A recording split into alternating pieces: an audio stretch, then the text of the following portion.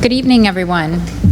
I would like to call the business meeting of the Portland Board of Education to order.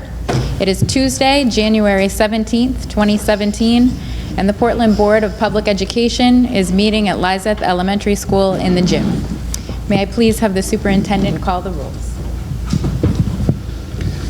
Ms. Seeliger? Ms. Vendel? Here. Ms. Hatzenbuehler? Here. Ms. Davis? Here. Ms. Thompson? Here. Ms. Morioni? Here. Mr. Eder? Mr. Rodriguez? Here. Ms. Donato? Ms. Farah? Ms. Hassan? Mr. Siegel? Here. And Chair Trevorrow. And I would note that Ms. Seeliger and Mr. Eder are both under the weather this evening. And would everyone rise for the Pledge of Allegiance? I pledge allegiance to the flag of the United States of America and to the republic for which it stands, one nation, under God, indivisible, with liberty and justice for all.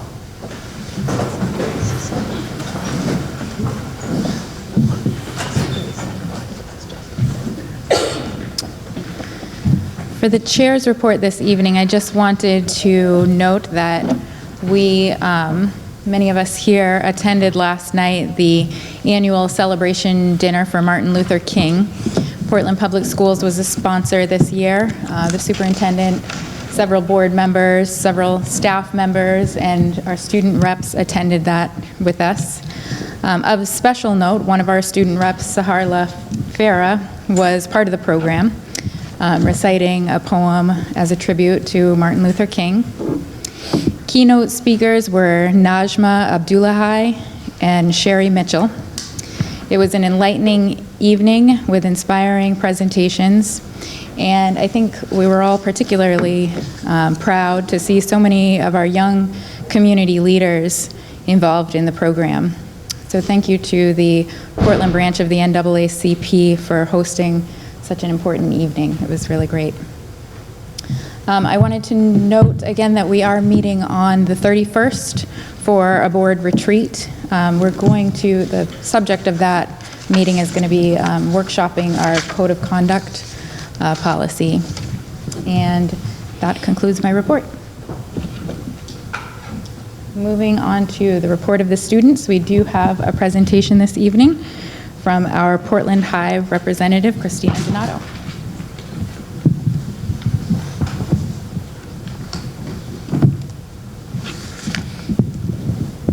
Hi, everyone. I'm Christina Donato. I went to Lyman Moore, and now I'm at Portland High. So last meeting, I was supposed to report, and I was going to talk about upcoming events such as the open house and Fiddler on the Roof, which is a musical performance. But both these events had quickly passed, and the open house was different this year, if this cooperates, was different this year.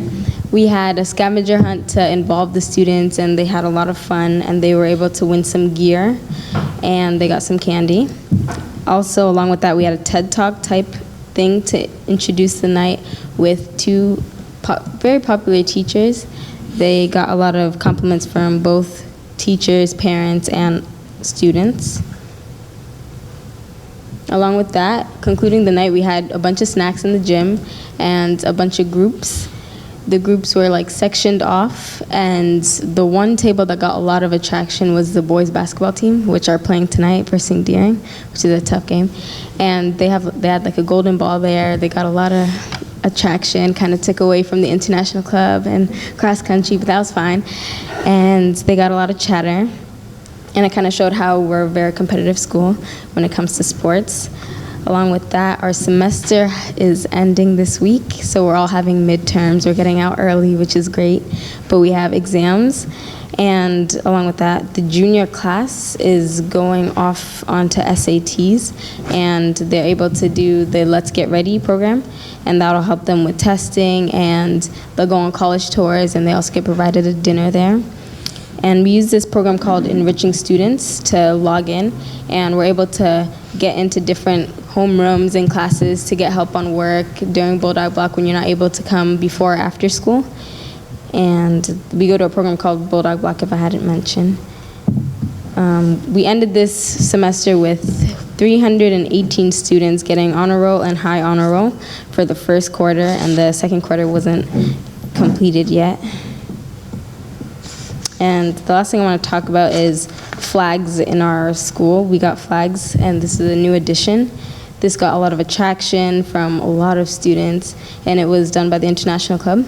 It was meant to preserve, celebrate, and educate the students and staffs at PHS and their culture that they bring to PHS. I share this specifically because the neighboring school, Lyman Moore, they had flags in the cafeteria, and we all witnessed that, and it was very great. And we have a bunch of flags ranging from Trinidad and Tobago to Djibouti, and we have 24 more flags to come, and I hope you guys see it sometime. Thank you. Thank you. Moving on to report of the superintendent. Thank you, Mr. Varro. January is National Mentoring Month. Statistics show that 1 in 3 young people are growing up without a mentor to offer them real-life guidance. That's a concern because students who have mentors are more likely to stay in school and on a path to making better decisions. The Portland Public Schools has strong mentoring programs in place for many students, but we can always use more help. I encourage community members to please consider volunteering. Mentoring is one way that you can help. There are other opportunities to make a difference in our students' lives. You can also help by walking to school with our students in our walking school bus program, volunteering to read to students, or working with the many partner organizations that support our students. Each of our schools has a community coordinator to help build these relationships. Learn more about them by contacting your local school or going to the Support Our Schools section under the Parents Quick link on our website at www.portlandschools.org. I'd also like to congratulate Angela Atkinson-Duina, our district's Title I School Improvement Coordinator, for recently being named a 2017 John T. Gorman Foundation Fellow.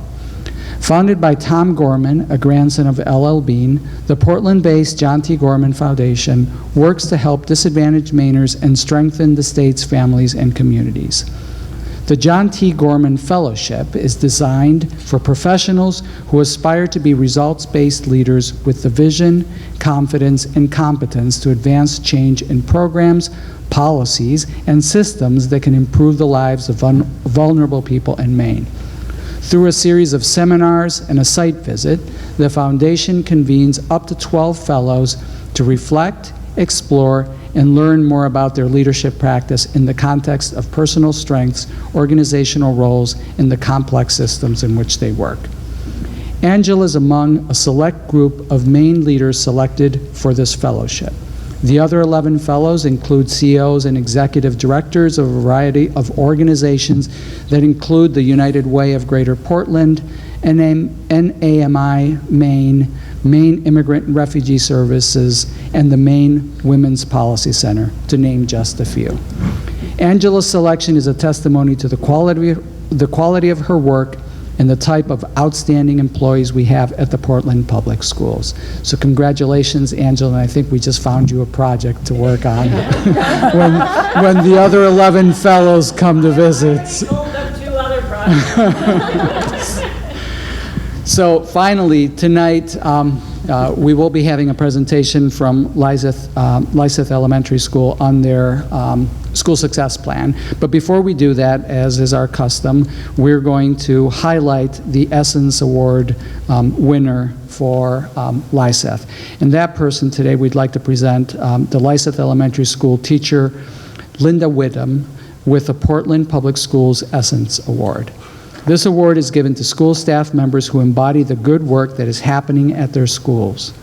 Linda teaches 2nd grade here at Lyseth and has been at Lyseth since 1989, a total of 28 years. She was nominated by Principal Williams, who used words such as amazing and tireless to describe her. Here's specifically what Principal Williams had to say about Linda Whittam. Linda is recommended for the Essence Award for her tireless efforts to meet the needs of all of her students. She's an amazing advocate for them and will do everything within her power to ensure that they are successful as students and just as important as people. In her role as an educator, she teaches children to be kind and compassionate human beings that contribute meaningfully and selflessly to their community. For example, she works with her students on various community projects. Those include sending letters to veterans in the Veterans Home, having her students donate their Halloween candy, that has got to be a tall order, to servicemen and women in Iraq, creating holiday decorations and visiting senior citizens in a nearby assisted living facility, and fundraising for a needy family that the students adopted. Always the champion of those less fortunate and in need, Linda gives of herself, her time, commitment, compassion, and dedication each and every day. For that reason, she is most deserving of this recognition. Linda, we're very grateful to you for your years of unflagging devotion to Portland Public Schools students. Congratulations on this well-deserved award. Thank you.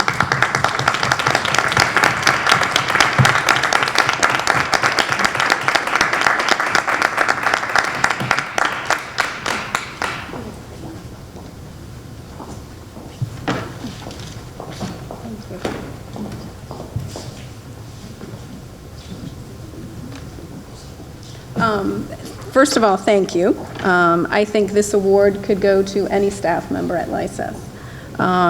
Just so happens my name got drawn. I think as teachers, it's a calling for us. We come in every day trying to make a difference, whether it be academically, socially, emotionally, whatever. But I'm a firm believer in trying to get the child to realize that there's more out there in that world that they can help and make better. And then in turn doing that, make themselves feel better.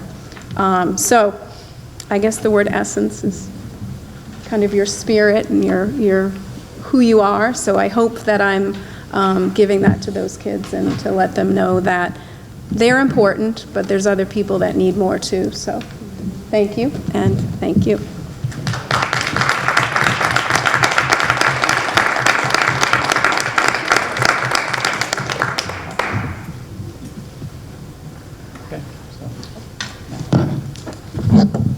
Principal Williams, you're on. Thank you. Make sure my technology is working here, Karen. Karen is going to assist me in presenting, keeping my slideshow running. Thank you, Karen. I think we're projecting. This is always the moment of truth. You will have to, the folks over there, I apologize. The screen being here, you'll have to move so you can see. All right, I'm sorry. We just don't have any other screen to project upon, so I knew we'd probably have to relocate you a bit. We did a test to see if this would work. It's coming. There it is. Sometimes we have technical difficulties.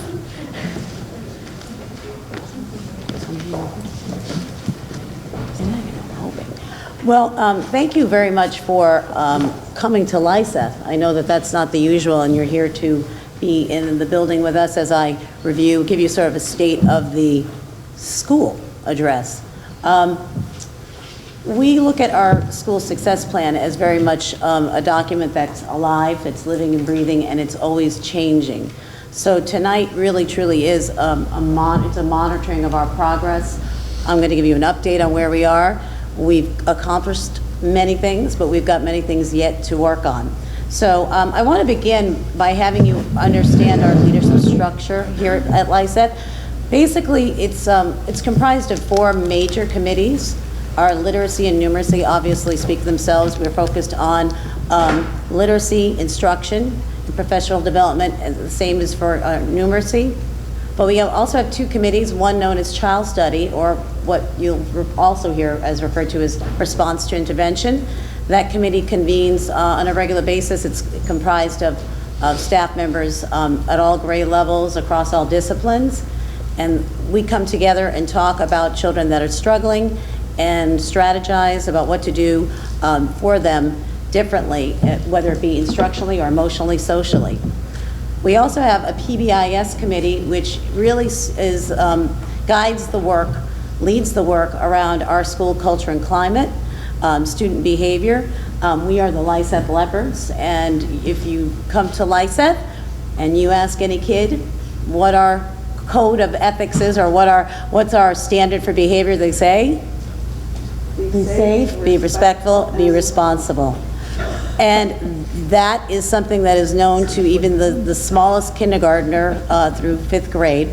And we have a very, I think, robust program that has developed not easily. It's taken time and a lot of effort on the part of the staff to ensure that we have a language that everyone understands around behavioral expectations. And not only that, that we know what that looks like. What does it mean to be safe? What does it mean to be respectful? What does it mean to be responsible?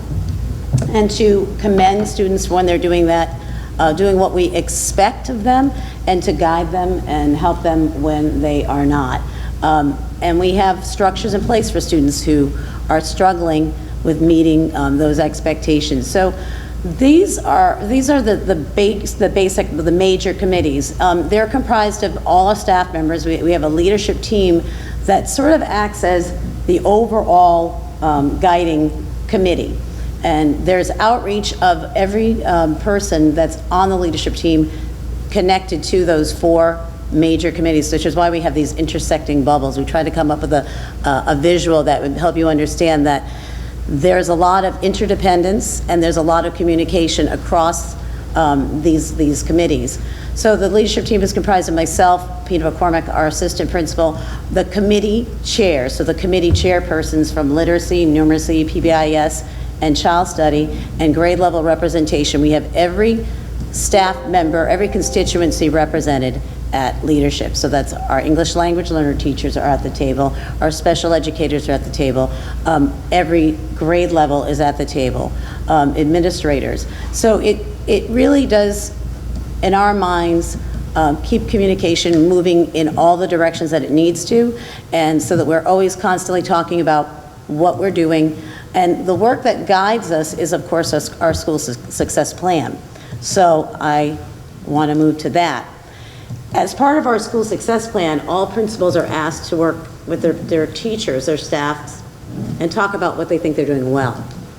What are some of our strengths? So I get to load a little bit now. What we learned in looking at our data, and we meet every summer, usually in early August, at a time where it's quiet, and we review our data from the past year and take a look, and most particularly F&P data. For those of you not in the know, F&P stands for Fountas and Pinnell. It's a literacy benchmark.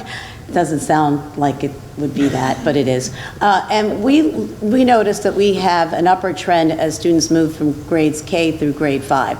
Students' literacy achievement does improve. And it really improves if we have them here for the long haul at Lyseth. We notice that when we have students that stay with us and they make their way through the grade levels and progress with us, we can really positively impact their achievement. We've also noticed that we have a high percentage of students that we target for our leveled literacy intervention program, and that is also part of the Fountas and Pinnell assessment plan program. We target those students with a specific eye on grades 1 and 2. And when we work with those students and we provide them with very strategic intervention in the form of extra, additional literacy instruction outside of core instruction in their classrooms, that we can get many of our students reading at grade level by the end of grade 2. So we know that's a strength. We've looked at the data. That's what the data's showing us and telling us. The other thing that we're proud of here at Lyseth is that we have a positive culture and climate for staff based on our staff survey. That's the Rutgers survey that's done every spring with staff. And also we surveyed our students, and we used data from our PBIS team in surveying our students about how they feel about their school, how they feel about PBIS, what their experiences at LISETH are for them. So another strength for us is that we think it's a pretty great place to be. And I also have to say that we feel that the shared leadership model works for us, and we didn't just rely on our thoughts and opinions on that. We surveyed our staff, and the data was overwhelmingly in support of the fact that here at LISETH, it truly is a shared leadership model. Decisions are made at the leadership team level that can be rather small, and there are decisions that are made that are on a rather large scale. But everything works through and goes through our leadership team committee. Very few decisions, I mean, that's not to say that I don't, as a building level principal, make decisions, but many decisions are coming to our leadership team. And this is something that's unique to us as well, and something that we're proud of is that we are Maine's only Spanish immersion program. We currently have 3 classes right now. K1 and 2 will be adding a 3rd grade classroom next year. It's a great source of pride. We've had many visitors. We have a lot of inquiry and a lot of excitement about what we're doing, and we've been able to hire and retain some excellent staff. Some are here with us, we hope, permanently. Some are here visiting compliments of the Ministry of Spain on a visiting international faculty program. So again, something that we feel are strengths. And I know you're not only interested in our strengths. Improvement goal number 1. So your school success plan is about focusing, you know, our belief is that we're always in a state of continuous improvement. And I think in every elementary school, every middle and high school, anywhere, any USA, if you're not focusing on what you can do better, then you're not doing the work that you need to be doing. So we know that we have a priority in literacy. We know that it's very important, and the research bears out that you have to have students reading at grade level by the time they start grade 3. There's a lot of research to support that, very critical time. So we have some larger goals in that we want to increase the percentage of students meeting growth targets for literacy, that being 75% of students as measured by our NWA and CPAA data. Those are district-based assessments that we use. And this is another sort of secondary goal, is that we want to move 25% of our current grade 2 students to either the approaching expectations or to meets and exceeds expectations as measured by the March 2017 Fountas and Pinnell benchmark assessment. We use this data constantly.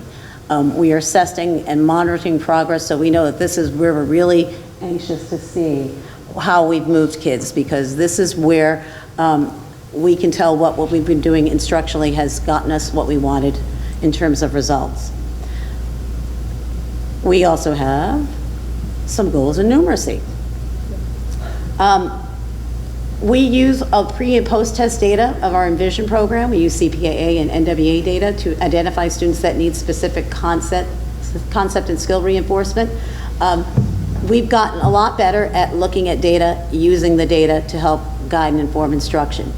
That being said, I feel like there's always work to be done there, and to use the data in a way that has meaningful impact for our students. Again, we want to keep a larger, sort of broader goal, 75% of students meeting fall to spring growth targets. We're going to use our NWA and CPAA data to see if we can meet that goal. And this is something that's been ongoing as part of our professional development, is that we've been developing data protocols. That means we're working on how we look at data, how we talk about data, what data we look at, to identify students that need supports, and to generate specific strategic practice and instructional practice and intervention. This happens during, again, as I said, during grade level team meetings and during professional development.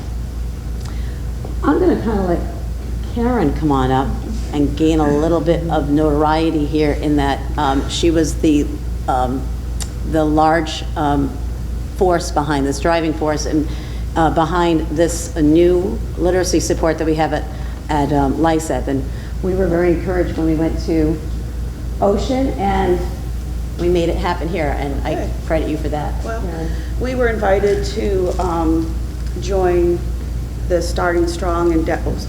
We were invited to join the Starting Strong endeavor It's called Reading Partners, and our community outreach resource person helped line up some wonderful retirees who come in and read with our first grade students 2 times a week for about half an hour. We got the start off from Ocean, and we've replicated the program here. And if you happen to walk by the library at lunchtime, you will see a really marvelous, wonderful interaction between these very the outstanding volunteers and the first grade students. Staff have noticed, staff have commented how nicely they're interacting.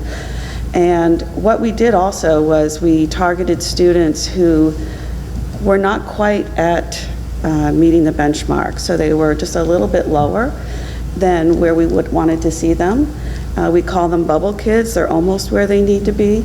And those are the students we targeted. And many of those students, I'm hearing, are meeting their benchmark at this point in the year. So we feel very fortunate about that, and thank the Starting Strong Partnership for helping us out with that. Thanks.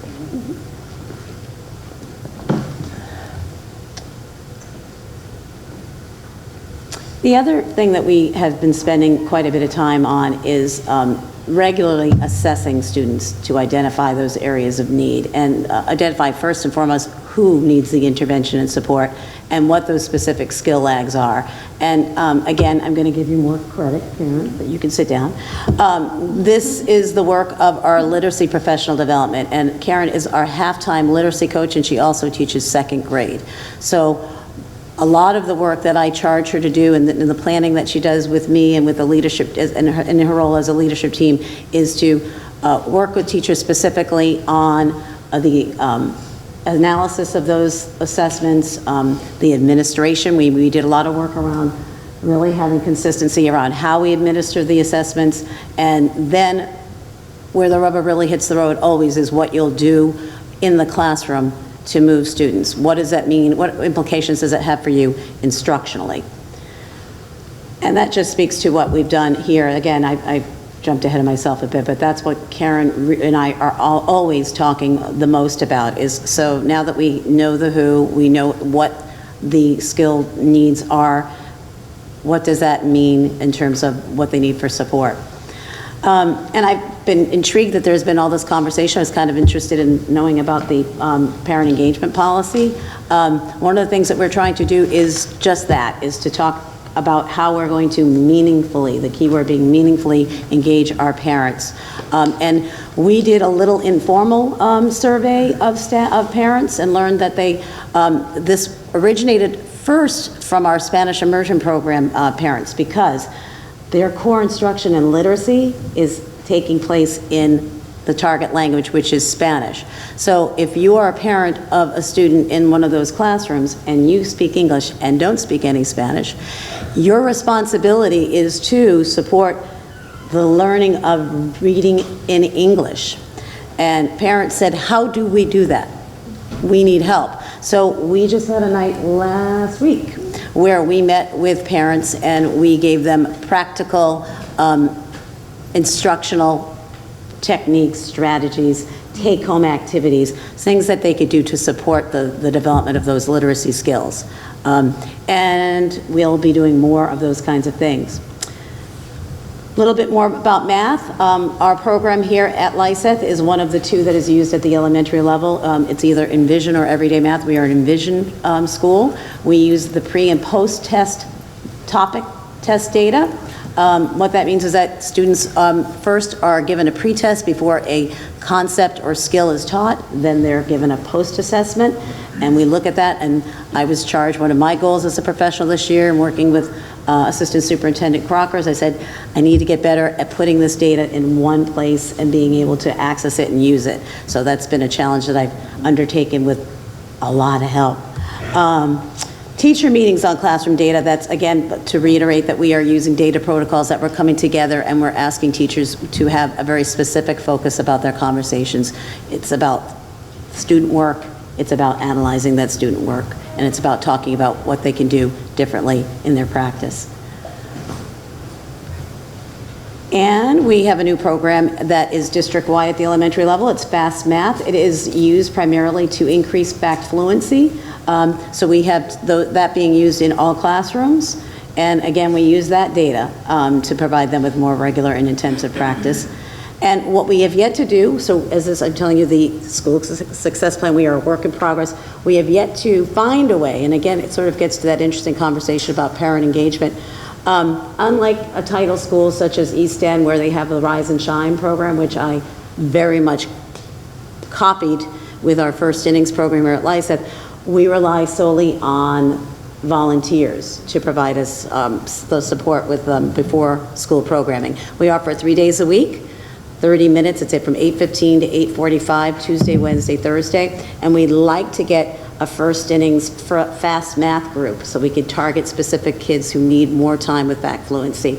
And I want to be really honest, we struggle with enlisting the help of those volunteers. It's been challenging to get folks in. And here is the goal that there's been a lot of conversation about tonight, that is parent engagement. So one of the things we've yet to do, we are working on, is to create a curriculum night by grade level teams that is in collaboration with our unified arts teachers, art, music, and phys ed, to increase parent awareness about what's happening at specific grade levels, what students are learning, and to celebrate that learning. Right now, we're hoping for a few times a year. We just completed a K2 evening literacy night. We want to track that attendance, so this is the challenge that we have before us, is to see how we get these things off the ground and then see how well attended they are. We always have a general ed and ELL focused literacy night with how parents can support the development of those literacy skills. So that will be, again, more of our work. And we are just now in the process of talking with our PTA president about what parents might want to know more about, so we can target a specific interest or need that the parents share with us, so that at a general meeting we can do a workshop or provide them with a parent academy of learning, and we're trying to find out what it is that parents want to know more about. So that speaks to that. We need to survey that population, our parent community, to find out.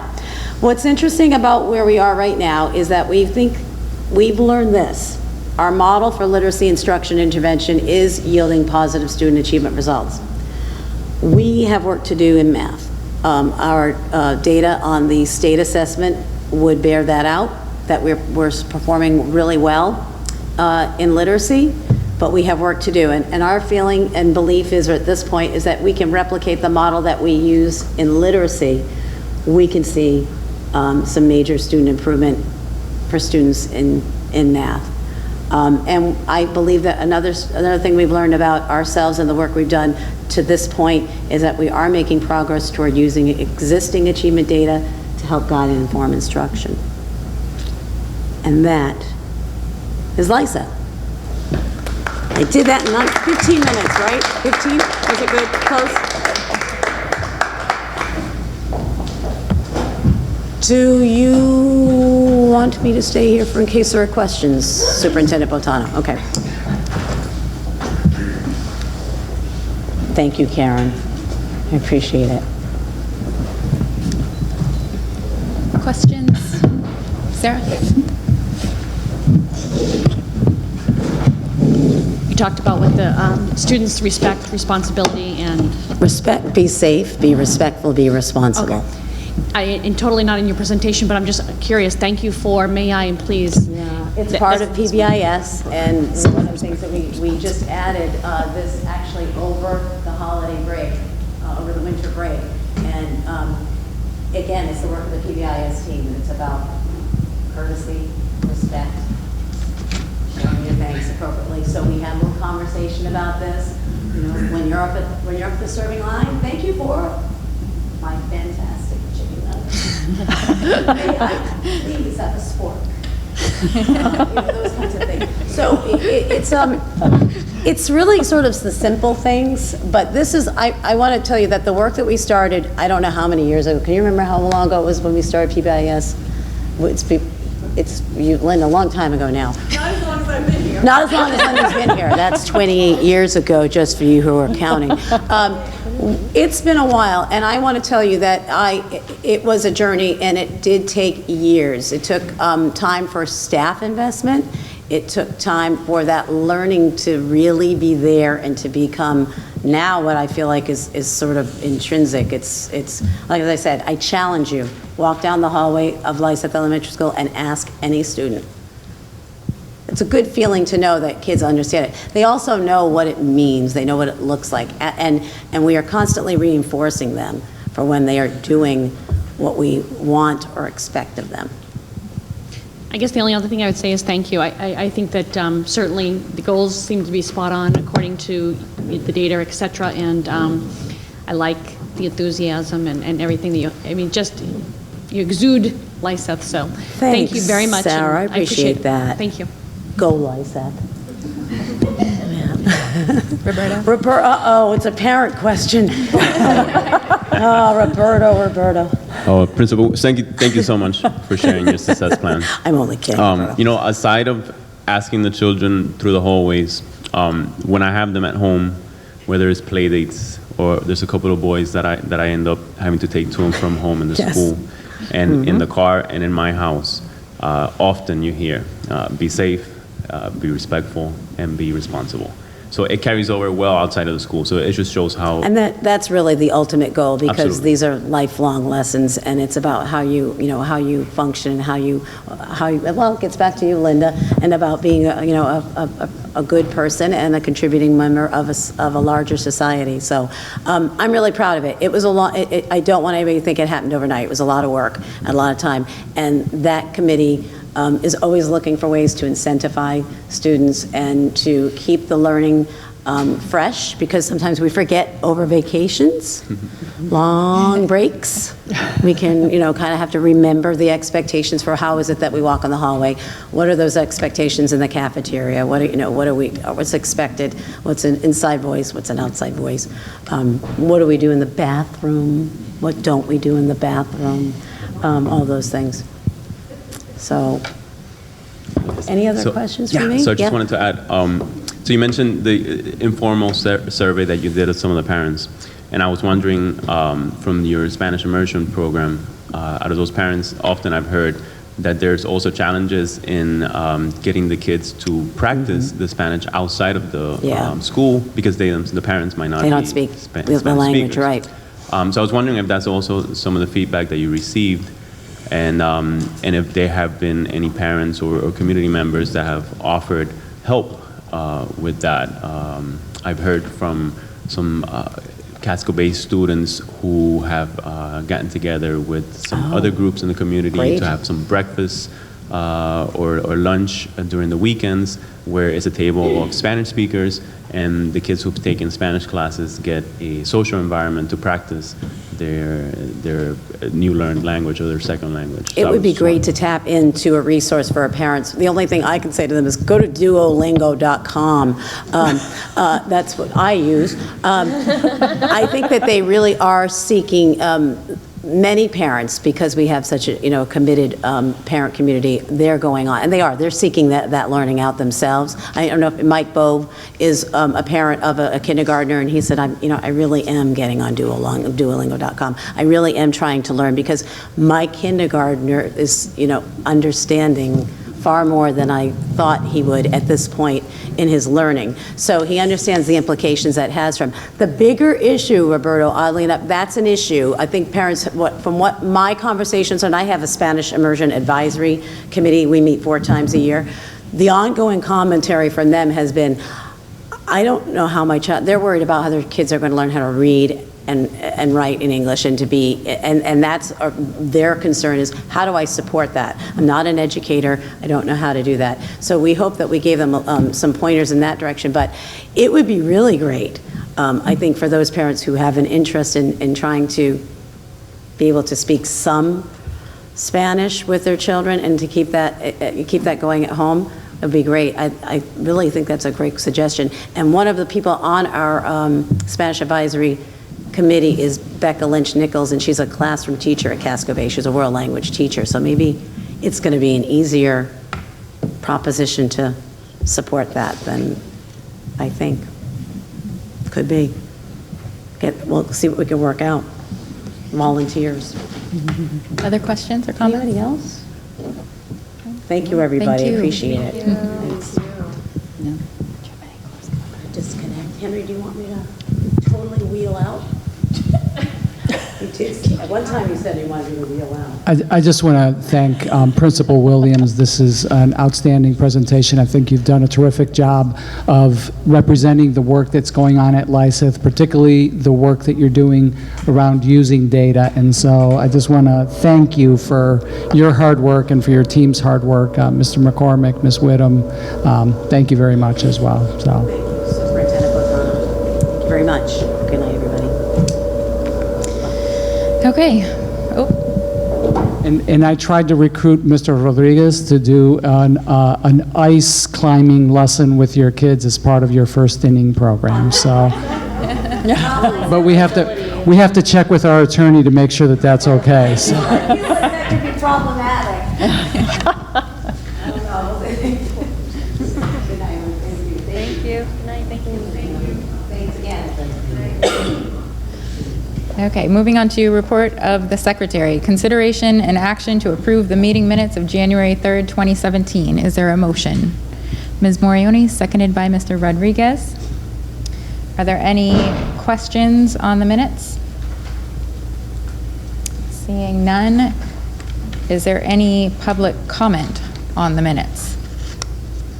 Seeing none, is there any board debate on the minutes? Seeing none, I'll call for a vote. All those in favor of approving the minutes of January 3rd, 2017? It is unanimous with the student voting in the affirmative. Report of the committees, starting with curriculum, Ms. Morioni. Thank you, Madam Chair. The curriculum committee is going to be meeting next Tuesday, January 24th at 6 o'clock at Central Office. We will be covering, having an update on proficiency work. We'll also be reviewing policy IKF, which is graduation policy, policy IHCDA, which is post-secondary options, policy JICI, which is athletic and co-curricular, as well as policy IKC, graduation reporting system, and policy IKC-R, class ranking. With all of these policies, several of them we're going to take a while with these. These are ones that we do realize that will take quite a bit of work. But please attend for our committee members. Look forward to seeing you 6 o'clock next Tuesday, January 24th. Thank you. Thank you. Moving to operations, Ms. Davis. The Operations Committee is scheduled to meet February 14th at 6 p.m. at Central Office, and we will most likely be delving into the Sebago Technics report, getting our hands around CIP issues and facilities issues and any other issues that the staff wishes to bring forward at that point. We're still developing the agenda, but that seems like a logical place for us to be understanding and gaining a deeper hold on, because that report gives us a sense of what facilities needs are out there for the next 20 years. So it's a logical place for the Operations Committee to ground its work going forward.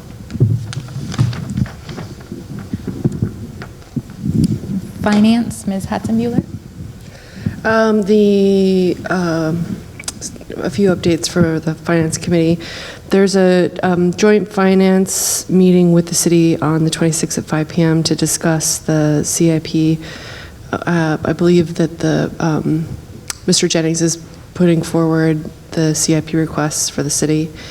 I met with Mrs. Gardner today. We discussed that Right now, internally, there's the continuation of the budget process going on to formalize that. We met and started the creation of a calendar for the budget season. We have a draft of that, which is waiting to have a couple more eyeballs take a look at it before it's finalized, and we'll get that out to the community and to the rest of the board members as soon as possible. And the next meeting is on February 14th, happy Valentine's Day, at Central Office at 6 p.m. Oh my gosh, what a terrible Valentine's Day. So at that point, we'll have a good picture of the budget, what the budget will look like, and some of the state numbers fleshed out a little bit more. So, thanks. Ms. Vendel, did you have a question? Yeah. So just wanted to clarify, Ms. Hatzenbuehler, you said that the next meeting for the Finance Committee is Tuesday, February 14th at 6 p.m. It's on our agenda as 7:30 p.m., or is that not correct? I could have had it wrong. Finance is at 7:30 and operations is at 6. Okay, just want to make sure. I have it in my calendar. Thank you. And for Policy and Public Affairs, Ms. Seeliger is not here tonight, but Ms. Crocker? Thank you, Madam Chair. The combined Policy, Legislative, and Public Affairs Committee will be meeting, as mentioned already, on January 24th at 6 o'clock. We'll be using that time to make some determinations about the policies we want to focus on immediately going forward, as well as those that are currently in the pipeline. We'll be looking at a student request to do a review of student travel policy, and we'll be certainly working on the public affairs part of that committee's responsibility to plan for ongoing opportunities to engage with the public and to give voice to the community of Portland. Thank you. Are there other committee and/or member concerns? Ms. Morioni, do you mind if I put you on the spot for? No, thank you for the reminder. I'd like to remind the public, please join us this Thursday night at 5:30 at City Hall. We'll be having the public hearing with the Ad Hoc Facilities Committee. Again, 5:30 at City Hall, and this is regarding the 4 elementary schools and moving forward with the recommendation of the Ad Hoc Committee of the $60 million for the renovation of Longfellow, Lyseth, Presumpscot, and Reiki. Yeah, thank you very much. Thank you. Any other member? Ms. Davis? The Hall Building Committee met last Wednesday at the Hall Library and went over a variety of building topics. It's a constant process of back and forth with the state, but our architects feel like we're in a good place.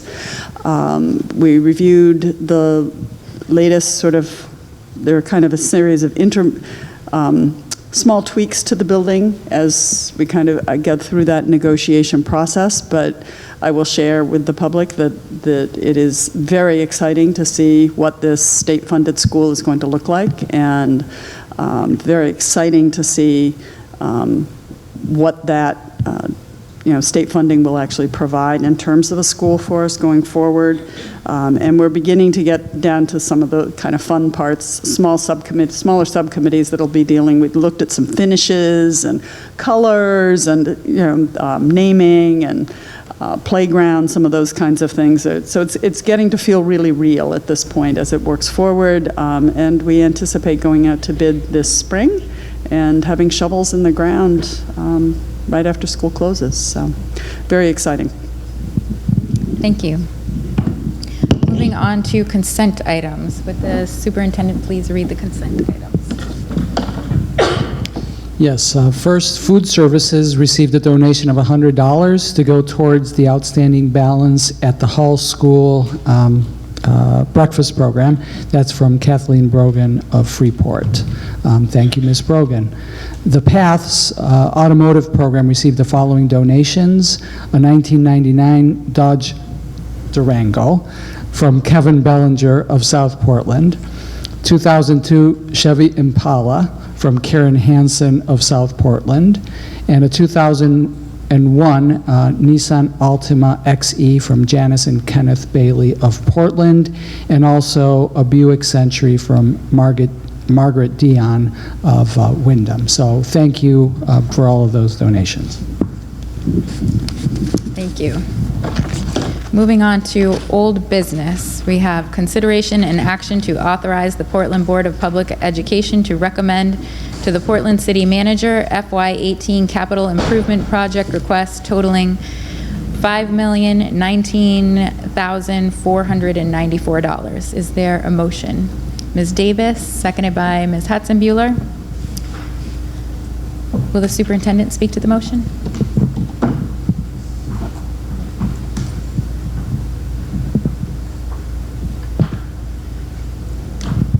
I would like to walk through what is on the CIP. So as we go through this, and Craig Worth is here, and Craig will provide any additional information to this. Craig is not feeling exactly at his best, so I'm going to walk us through this today, and he'll help if there are any questions. So as you know, we discussed at the workshop at our last meeting the request, which is $5 million, just slightly over that. The projects that are included in the capital improvement request are the ones that are listed, and we've also listed for you some projects that we considered for the CIP that we wound up not putting on here. In your packet, you also have the rating of the different projects with the brick and mortar rating, and also whether it's something that is also entertained or is being presented as part of the revolving loan request that we've made to the state. To put this in context for everybody, particularly for the folks that might be watching at home, is that overall our facilities assessment shows that we have $320 million worth of needs over the next 20 years. And so this is, clearly not enough to put us on track to deal with those $320 million in needs over 20 years, but it is a step in the right direction. It's a significantly higher request than what we've made in the past, and so this is part of our effort to get ahead of some of those requests. So I'm going to walk through these quickly, and if you have any questions about one of them, just please feel free to stop me. The first one is the replacement of school buses. That's an annual request. This is taking on replacements for a couple of buses that are required, that have are aging out, and we need to get new ones. The removal of the additional ramp at Reiki. This is a high priority from a brick and mortar perspective. So this is the removal of the Brackett Street side. And also in that $200,000 is also the engineering for the new entrance to replace the existing entrance. We have a project that is to deal with the Lyman Moore and Lyseth fields and the paving and drainage. As you probably saw on your way in, the parking lot is in significant disrepair. There's also drainage issues associated with it. This is included, was originally included in the Buildings for Our Future package. It has now been removed out of the $60 million request, and the reason for doing that is because this is something that the city has asserted that was already planned in their CIP. So this is partially coming out of our CIP, partially coming out of the city's CIP, and so that's the reason that we removed it from the $70 million project, but it is included in the $60 million project. We need a new district phone system, so that's $225,000 to bring up to date our existing phone system. We have some engineering to do major network improvements that are necessary at paths. That's a $20,000 project. We have requested a $500,000 allocation to do, and this will be a recurring part of getting to those needs. $500,000 to just do paving projects in the district, and so the city currently envisions that if this is approved, this would fund the Casco Bay High School paths parking lot and also the King Middle School parking lot. We have a request for the new entrance at Casco Bay High School. As those of you who were here for the workshop heard Principal Pierce explain that, this is not just a new entrance to separate them from paths, but it also is a critical component of, first, it's a part of their long-term plan that was approved when Casco Bay was approved as a school, and it also really brings to life their vision for the great space, which is a central part of the way that they're organized, and so a very important part of their design. And this is the full project. We had a scaled back project that did not include some ventilation and some other components that the city deemed were important if we were going to move forward with this. So this is that's what this project entails. Improvements to the functional life skills room at Deering. This is the space for the kids that are involved in the functional life skills program for students with, mostly severe cognitive and physical delays, and so this is really creating an adequate space for them at Deering. It's sort of become outdated over the years. The Hall Kindergarten relocation to Deering High School, as you know from my update to you over the weekend, this is something that we are looking to potentially do in a different way. So it's still in here until we've vetted out all of the other options, but we are looking at a different, less expensive route for doing the relocation during the construction project. And so this was originally envisioned to be the kids moving to Deering. This is what it would cost to move the kids to Deering, and so if there's a way that we can do this without spending, in essence, $300,000 for something that is of a temporary nature, it would obviously be something that we would be interested in doing. The next project is the Deering High School sprinkler system. This is part of our request to the state for the revolving loan fund. So this would be $300,000 of that would be forgiven, and the $1 million would be an interest-free bond. So it would not actually show up over time in our debt replacement costs, because it would be 0% financing on that. So we're hoping that we get it. If we don't, then this is an item that we frankly can sit back and retry or continue and pursue it through the CIP. So the tricky part of this is that we probably won't hear until the beginning of February, and so the first sort of attempt at the CIP includes it, and we don't know exactly where that will land in time.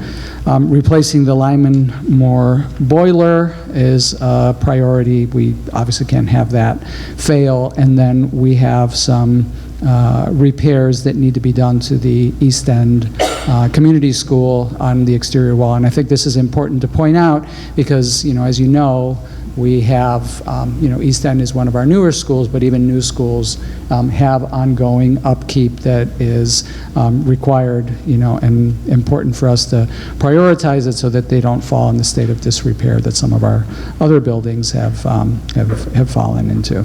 So also in your packet are the items that we considered and removed. I think we discussed those in the workshop, and rather than sort of walk through each of those, if you have any questions about them, just feel free to ask. So that's it.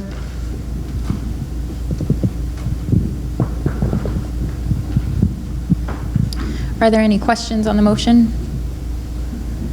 Seeing none, is there any public comment on the motion? Seeing none, is there any board discussion? Ms. Thompson? Thank you. Thank you, Superintendent Botana. I think it's important for the community to know as well that these are not niceties but necessities. And we've had a rolling list, and I look back at our list back, goodness, I think when we started this with Mark Reese, and some of these items were on there to be slated to be done that next year, and then the windows and things like that, those have rolled, I think, for now 4 years in a row. So I think it's just important that the community also understands that this is part of a multi-year look at in a rolling list. And I was just wondering, Superintendent Botana or otherwise, can you just touch upon how you, the process in which the community knows the rating when you talk about safety and ADA and things like that, and how things rise to the top to make it to the top of the list? Yeah, and I will defer to Craig if he has any details, but just sort of at a broad level, and maybe that's enough for you at this point, is we work very closely with the city's facility department, so the ratings that we came up with, which are in your packet, so the 1 through 5 rating that we've given to the different projects are all based on the ground, assessment of what are priorities. And so when something is a 3, that means that we don't, we know that we have plenty of projects that are 1s that need to be, doesn't mean that that isn't important or that there isn't a risk associated with not, doing that. There always is a risk associated, and, but things, there's tremendous needs and not enough money to cover them. And so the process is looking at sort of the brick and mortar needs. So what are things that if we don't replace, we are, we're at risk. So the Lyman Moore boiler, that is something that was not sort of expected to be done at this point, but our more recent assessment shows that it needs to be replaced immediately. So those are, that's the sort of broadly the process that's used. Thank you. And the only comment I guess I would make, and I could be wrong, but I think for the last year or two of the multi-year budget, when we started working with Mr. Reese on the new system, and then I'm not sure quite how it's changed with the new city manager since Mr. Reese's departure. But we also, as a school district, used to build this into our multi-year budget, and we had, so we would see the carryovers year after year, so we had that. And I think we've gone away from that a little bit, and we do have a policy on multi-year budgeting as well. So I just want to make sure that we keep this at the forefront at all times, connected to our budget, so people can see that outside of what we're asking for operating, et cetera, that also the CIP is a component of that, and we look at multi-years out. So and we do have these projects are obviously just the ones that we, for sake of the information that we gave you, we don't have the 10 years out project, or do we? We do have in the back of the handout, we do have the out to 2022, actually out to 2021, and then some projects in the 2023 through 2027. And so I do want to sort of point out on that front that, we have right now in what we've projected for next year, I believe it's 9 $8 million in CIP requests for next year. And so, and that's again assuming that we do everything that's in our $5 million request for this year. So if not, some of those things will obviously move, and things continue to get pushed out. And as you well pointed out, some of the projects that are in there now were things that were envisioned 4, 5, maybe even 6 years ago. Great. So. Thank you very much. I just think more and more it's important, I think, for the community, too, to see the multi-year budget. We put it in place so we could, although some of it, like you said, has been pushed down and down and down, it gives at least a multi-year outlook for the community to see the needs that are coming, and then be able to follow our budget year after year if they so choose. So it also keeps us on track. Thank you.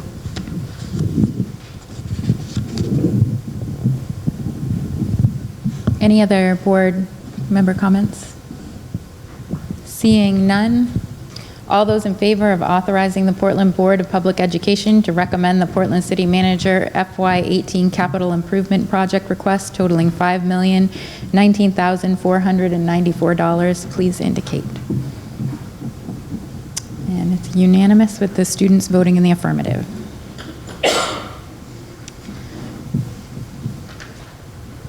Moving on to new business, we have 3 first reads tonight.